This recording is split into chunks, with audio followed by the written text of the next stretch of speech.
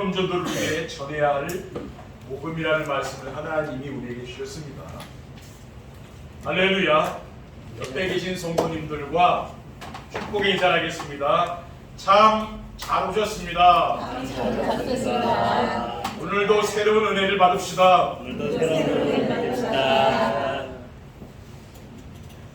237년도를 위한 응답 25란 언약의 말씀을 붙잡고 시작한 2023년도도 벌써 7월 마지막 주일을 맞이하게 됐습니다. 237전도는 세계 복음화를 위한 새로운 전도 전략으로 찾아가는 것이 아니고 사람들이 찾아오도록 하는 플랫폼 전도라 했습니다. 그래서 7월부터 237전도라고 하지 않고 플랫폼 전도라고 하자고 했습니다. 그리고 플랫폼 전도가 되려면은 성도들이 행복해야 되기 때문에 하나님은 매주일마다 행복하게 살 수 있는 길에 대한 말씀을 우리에게 주고 계십니다. 7월 한 달 동안 메시지 제목을 보면은 첫 주일에 매추감사 주일에는 플랫폼 전도를 위한 복음의 비밀, 둘째 주일에는 플랫폼 전도를 위한 감사의 생활이라는 말씀을 주셨습니다. 그리고 셋째 주일에는 플랫폼 전도를 위해 믿어야 할 복음이라는 말씀을 주셨고, 지난 넷째 주일에는 플랫폼 전도를 위해 누려야 할 복음에 이어 이번 주일에는 플랫폼 전도를 위해 전해야 할 복음이란 말씀을 주셨습니다. 우리 교회 강단의 말씀은 그 말씀의 흐름이 있는 거예요. 제가 이 말씀을 드리는 것은 말씀의 흐름이 중요하다, 그것을 알려드리기 위해서입니다. 이러한 말씀을 통해 알 수 있는 하나님이 원하시는 것이 무엇입니까? 하나님은 우리의 삶 속에서 플랫폼 전도가 되기를 원하시는 것이죠. 오늘도 예배를 통하여 하나님의 큰 은혜가 임하길 바랍니다. 아멘. 플랫폼 전도를 위해 전해야 할 복음은 무엇입니까? 복음은 모든 민족에게 증언되어야 할 것입니다. 모든 민족에게 증언되어야 할 복음이 무엇입니까? 창조주 하나님은 세상이 멸망하길 원하지 않는다는 사실입니다. 창세기 6장 10절 13절에 하나님이 보신즉 땅이 부패하였으니 이는 땅에서 모든 혈육 있는 자의 행위가 부패함이었더라. 하나님이 노아에게 이르시되 모든 혈육 있는 자의 포악함이 땅에 가득함으로 그 끝날이 내 앞에 이르렀으니 내가 그들을 땅과 함께 멸하리라 하겠습니다. 노아 홍수가 일어나기 전에 이 세상에 사람들이 부패했다는 있어요. 포악하다는 것은 다른 성경에 보면은 폭력이 가득했다 이렇게 나와요. 폭력이 뭐 그러니까 힘이 다스리는 세상. 말하자면 지금도 폭력이 난무하잖아요. 세상 그래서 살기 힘든 거 아닙니까? 그렇죠? 창세기 9장 11절에 13절에 내가 너희와 언약을 세우리니 다시는 모든 생물을 홍수로 멸하지 아니할 것이라 땅을 멸할 홍수가 다시 있지 아니하리라. 하나님이 이르시되 내가 나와 너희와 및 너희와 함께하는 모든 생물 사이에 대대로 영원히 세우는 언약의 증거는 이것입니다. 내가 내 무지개를 구름 속에 두었나니 이것이 나와 세상 사이의 언약의 증거니라. 그러니까 홍수 이후에 세상의 모든 사람들 멸망당했잖아요. 그 당시에도 지금 같이 사람이 많았다니까. 사람이 없는 게 아니에요. 노아 시대에 어떤 사람 많이 살았어요. 근데 물로 다 심판받고 노아의 가족들만 살았죠. 그렇죠? 그런데 하나님이 다시는 내가 물로 세상을 심판하지 않는다는 증거가 뭐냐면 무지개. 비가 온 다음에 무지개가 뜨잖아요. 그렇죠? 그거는 내가 세상을 앞으로는 물로 심판하지 않겠다. 그 하나님의 약속이에요. 지금 아무리 비가 많이 와도 세상이 멸망당하진 않잖아요. 그렇죠? 그리고 창조주 하나님이 세상을 구원할 구세주를 보내주셨다는 것입니다. 요한복음 3장 16절 17절에 보면 하나님이 세상을 이처럼 사랑하사 독생자를 주었으니 이는 그를 믿는 자마다 멸망하지 않고 영생을 얻게 하리라고 했어요. 하나님이 그 아들을 세상에 보내신 것은 세상을 심판하려 하심이 아니요 그로 말미암아 세상이 구원을 얻게 하렵니다. 세상을 심판하려고 그리스도께서 이 땅에 오신 게 아니고 구원하시려고 오신 것이죠. 그리고 하나님이 보내신 구세주를 믿으면은 하나님의 자녀가 되는 거예요. 영접하는 자고 그 이름을 믿는 자들에게는 하나님의 자녀가 되는 권세를 줬으니까 신분이죠. 그렇죠? 변하지 않는 신분을요. 영원한 겁니다. 둘째, 복음은 믿는 자에게 구원을 주시는 하나님의 능력입니다. 왜 복음은 믿는 자에게 구원을 주시는 하나님의 능력입니까?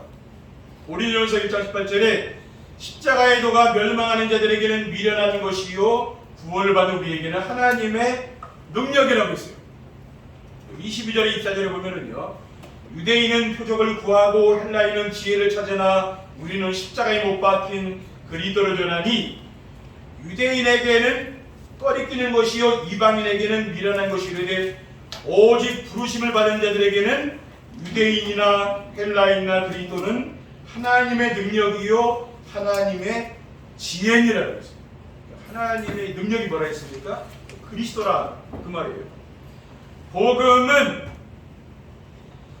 무엇입니까? 믿는 자에게 주시는 구원은요 인생의 근본 문제에서 해당되는 거예요. 인생의 근본 문제는 우주와 만물을 지으시고 다스리시는 창조주 하나님이 계신데 그 하나님을 모르고 자기 마음대로 사는 거죠. 그게 인생의 근본 문제예요. 인간은 창조주 하나님을 만나 하나님과 함께 지내야만 인생의 근본 문제에서 해방되는 겁니다. 그리고 복음은 믿는 자에게 주시는 구원은요 마귀의 종이 하나님의 자녀가 되는 거예요. 세상 사람들은 마귀의 자녀잖아요. 요한복음 8장 44절에 너희는 너희 아비 마귀에게서 났으니 너희 아비 욕심대로 너희도 행하고자 하느니라. 마귀 자녀이기 때문에 우상 섬기고요 제사 지내고 부탁을 이렇게 사는 거죠. 점치고 이렇게 삽니다. 요한일서 3장 2절에 사랑하는 자들아 우리가 지금은 하나님의 자녀라. 장래 어떻게 될지는 아직 나타나지 아니하였으나 그가 나타나시면 우리가 그와 같은 줄을 아는 것은 그의 참모습 그대로 볼 것이기 때문이라고 했습니다. 우리는 하나님의 자녀가 된 거 아닙니까? 이게 어마어마한 이게 복이거든요. 하나님 자녀가. 하나님이 여러분 자녀이기 때문에 필요한 모든 걸 다 주시는 거죠. 자녀니까 준다는 거예요. 그리고 복음은 믿는 자에게 주시는 구원은요 심판을 받지 않고 천국에 들어가는 것입니다. 요한복음 5장 24절에 내가 진실로 너에게 이르노니 내 말을 듣고 또 나 보내신 이를 믿는 자는 영생을 얻었고 심판에 이르지 아니하나니 사망에서 생명으로 옮겼느니라. 심판받는 건 멸망받는 거 아닙니까? 사망에서 생명으로 옮겼다 그랬죠. 우리 영원한 생명을 얻은 거 아닙니까? 셋째, 복음은 영원한 생명을 얻도록 성경에 약속된 예수 그리스도입니다.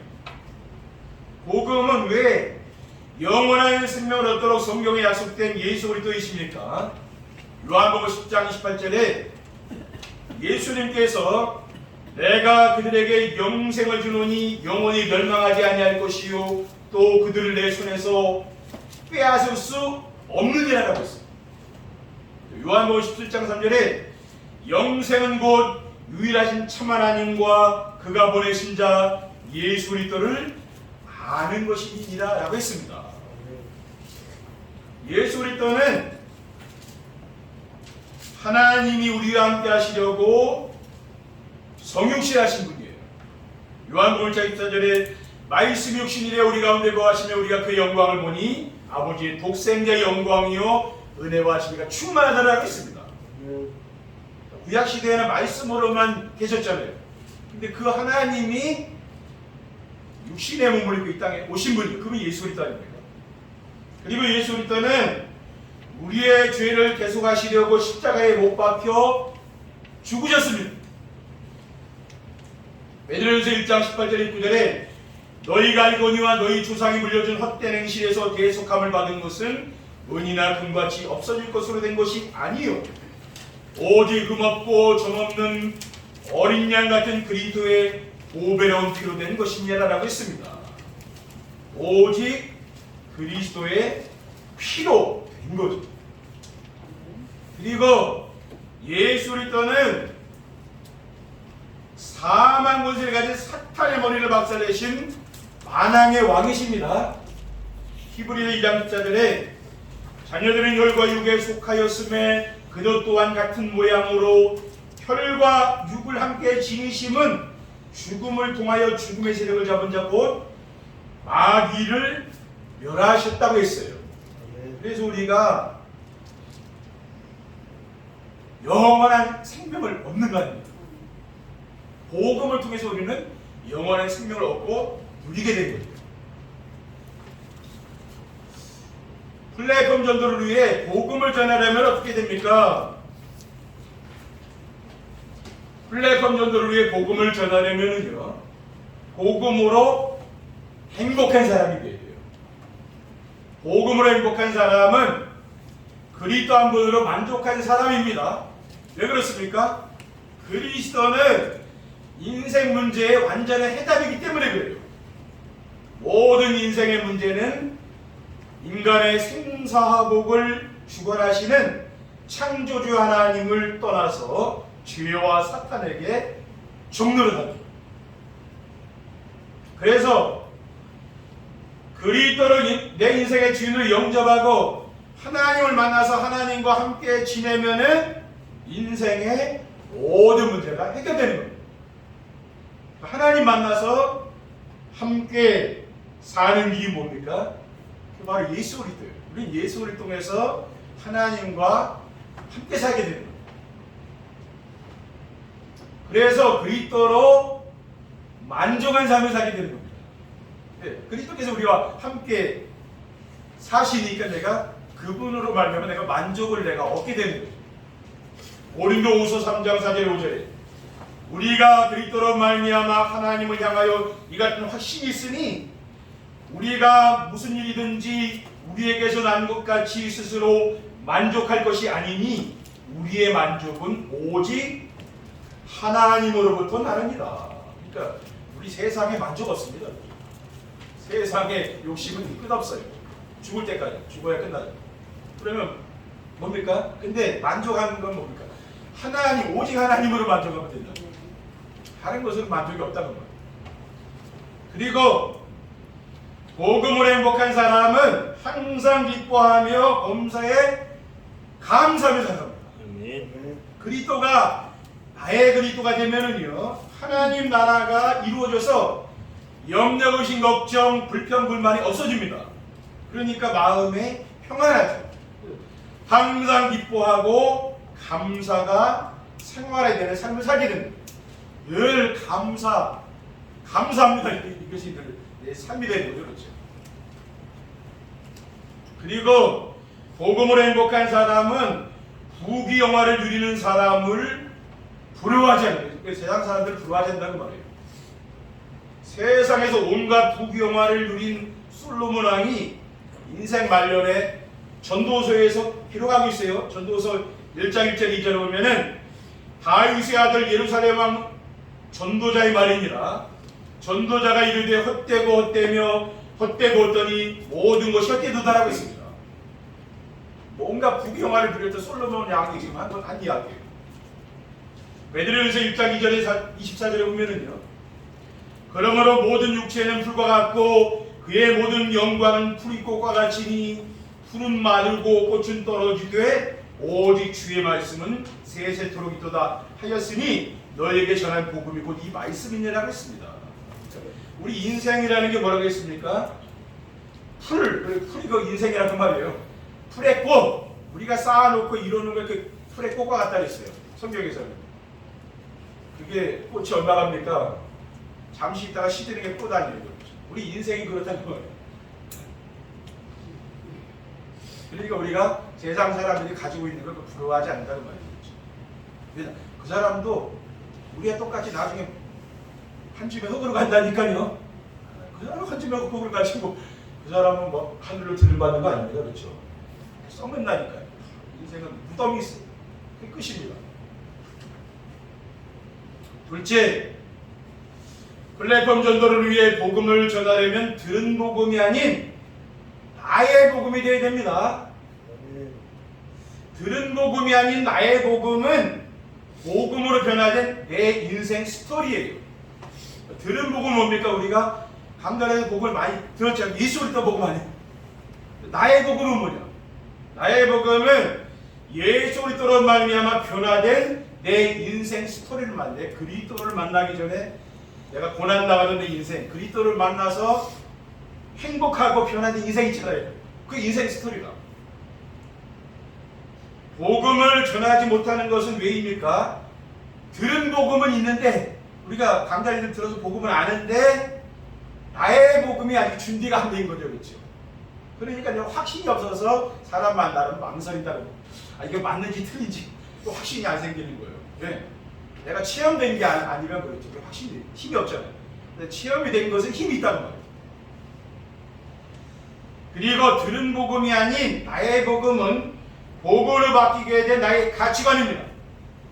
그러니까 사도 바울이 죽음도 두려워하지 않고 복음을 전할 수 있었던 것은 그리스도를 만나고 인생관이 바뀌었기 때문에. 그리고 우리의 인생관을 바꿔야 되는 거죠. 그게 중요한 거예요. 하나님 말씀으로 내 인생관을 바꿔야 됩니다. 사도행전 20장 23절에 24절에 보면은요, 오직 성령이 각성해서 내게 증언하여 결박과 환난이 나를 기다린다 하시나 내가 달려갈 길과 주 예수께 받은 사명 곧 하나님의 은혜의 복음을 증언하는 일을 마치려 하면은 나의 생명조차 조금도 귀한 것으로 여기지 아니하노라. 사도 바울은 복음자라는 일은 자기 생명도 아깝지 않다고. 그것은 자기 인생관이 바뀐 거 아닙니까? 그렇죠? 우리 랩런트들이 교회 오면 인생관을 바꿔야 돼요. 그렇죠? 그래야 우리가 세상 사람들과 구별이 되는 거죠. 사도 바울은 복음 전하다가 엄청 고난당하고 죽을 뻔도 많이 했잖아요. 근데 자기가 이렇게 복음을 전하게 되고 왜 그랬습니까? 자기 인생관이 바뀌었기 때문에. 그리스도를 만나서 자기 인생이 바뀐 거죠. 그렇죠? 그리고 들은 복음이 아닌 나의 복음은 복음으로 바라본 내 인생의 미래입니다. 우리가 복음으로 내 인생의 미래를 바라보면 어떻습니까? 사도 바울은 에베소서 2장 6절에 또 함께 일으키사 그리스도 예수 안에서 함께 하늘에 앉히셨다고 했어요. 그게 우리 인생의 미래죠. 그렇죠? 셋째, 플랫폼 전도를 위해 복음을 전하려면 복음이 말이 아닌 자신의 삶이 되어야 됩니다.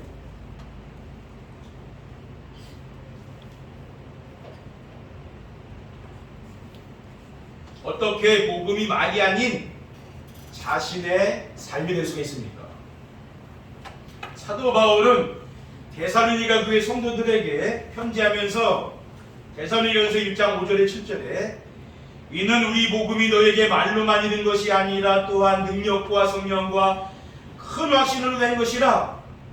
우리가 너희 가운데서 너희를 위하여 어떤 사람이 된 것은 너희가 아는 바와 같으니라. 또 너희는 많은 환난 가운데서 성령의 기쁨으로 말씀을 받아 우리와 주를 본받은 자가 되었으니 그러므로 너희가 마게도냐와 아가에 있는 모든 믿는 자의 본이 되었느니라 라고 했어요. 그러니까 본이 됐다는 말이에요.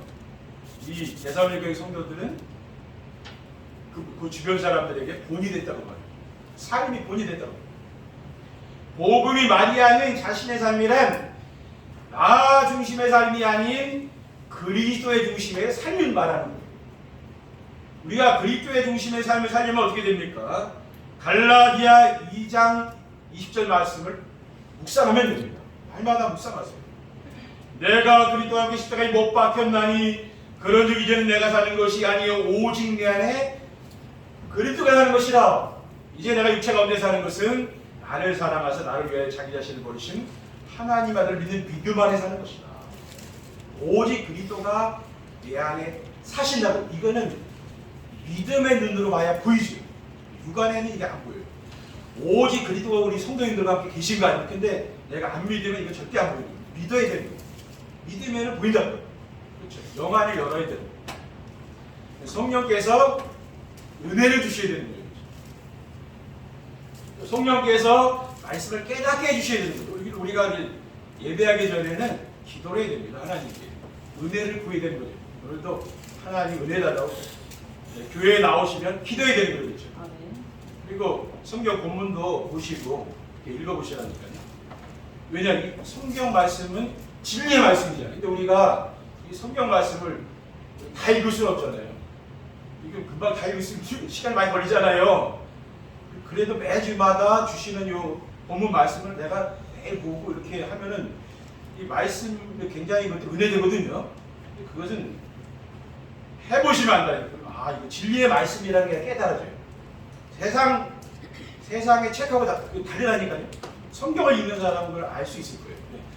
아, 이 말씀 참 귀하고 가치 있는 말씀이구나. 내가 깨달아집니다. 그게 믿음이 자라죠. 이렇게 되면.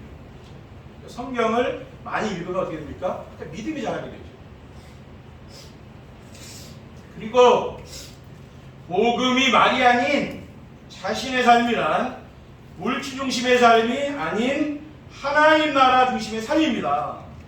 마태복음 6장 33절에 그러니 너희는 먼저 그의 나라와 그의 의를 구하라. 그리하면 이 모든 것을 너에게 더하시라고 했습니다. 그리고 복음이 말이 아닌 자신의 삶이란 무엇입니까? 성공 중심의 삶이 아닌 성령 충만한 증인의 삶입니다. 그래서 오직 성령이 너에게 말씀하시는 너희가 권능받고 예루살렘 온 유대와 사마리 땅끝이로 증인되리라. 우리가 성경을 볼 때도 강단 말씀을 듣지 않고 성경을 보면 여전히 내가 좋아하는 말씀 이거잖아요. 예배 시간에도 내가 좋아하는 말씀이 아니라 하나님이 나에게 원하시는 말씀을 내가 잡아야 응답이 오는 거예요. 우리가 강단 말씀을 듣게 되면은 그리스도 하나님 나라 성령 충만한 삶으로 이렇게 딱 이렇게 방향이 나와 있잖아요. 그러니까 성경을 볼 때도 어떻게 봅니까? 그 중심으로 내가 성경을 보게 됩니다. 그건 중요한 거거든요. 결론입니다. 플랫폼 전도를 위해 복음을 전하면 어떻게 됩니까? 우리가 복음을 전하게 되면은요, 부러운 사람이 없는 행복한 사람이 됩니다. 복음의 비밀을 알고 믿고 누리며 전하게 되면은 복음 하나로 충분하고 만족하여 부족한 것이 없어서 하나님이 필요한 모든 것을 채워주셔서 세상에서 두려운 것이 없는 평안을 누립니다. 또 부러운 사람이 없을 만큼 행복한 성도가 돼요. 우리 강단 말씀을 따라가게 되면은 행복하게 된다는 거예요. 그거는 왜냐 말씀이 이렇게 인도하기 때문에 아무리 행복하지 않으려고 해도 강단 말씀을 듣게 되면 어쩔 수 없이 행복해지고 왜냐면 그 말씀이 나의 삶을 인도해간다니까요. 하나님 뭘로 인도해갑니까? 말씀으로 우리의 삶을 인도해가시는 거죠. 빌보도 4장 19절에 나의 하나님이 그리스도 예수 안에서 영광 가운데 그 풍성한 대로 너희 모든 쓸 것을 채우시라고 했어요. 둘째, 삶의 현장에서 만나는 사람들이 변화됩니다. 오직 복음으로 행복한 삶을 살면은 행복을 나누어주는 플랫폼이 돼요. 그래서 자신의 인생 스토리와 함께 인생 문제 해답인 그리스도를 누리고 전하면은 주변 사람들에게 영향을 줄 수 있어요. 여러분 한 사람이 또 여러분 주변에 있는 사람에게 영향을 준다니까요. 사도행전 5장 42절에 그들이 날마다 성전에 있든지 집에 있든지 예수는 그리스도라고 하는 지기와 전도하려는 치지 아니하니라고 했습니다. 하나 더 말씀드리면 어떤 현장에서는 꼭 필요한 사람이 됩니다. 그리스도를 붙잡고 언제나 하나님이 나와 함께 하시는 임마누엘의 된 축복을 누리게 되면은요, 강단의 말씀이 삶 속에 성취돼요. 그리고 구원사역이 일어나며 기도응답의 축복을 누리게 됩니다.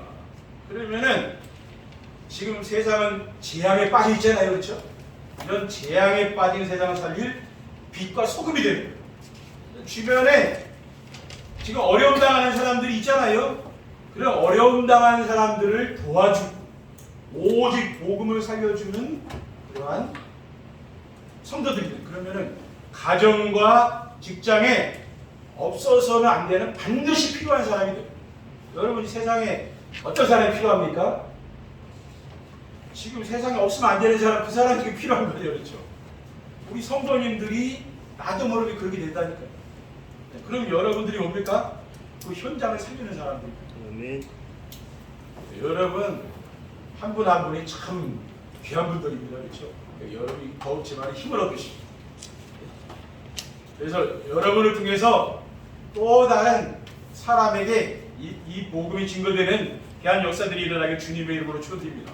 기도하겠습니다. 하나님 감사합니다. 오늘 주신 언약의 말씀을 굳게 붙잡고 정말 우리의 삶 속에서 플랫폼 존재가 되어서 우리가 행복한 삶을 살며 이 행복을 나누어주는 귀한 우리 성도님들 될 수 있도록 축복해 주시옵소서. 우리 그 주 예수 그리스도의 이름으로 기도하옵나이다. 아멘.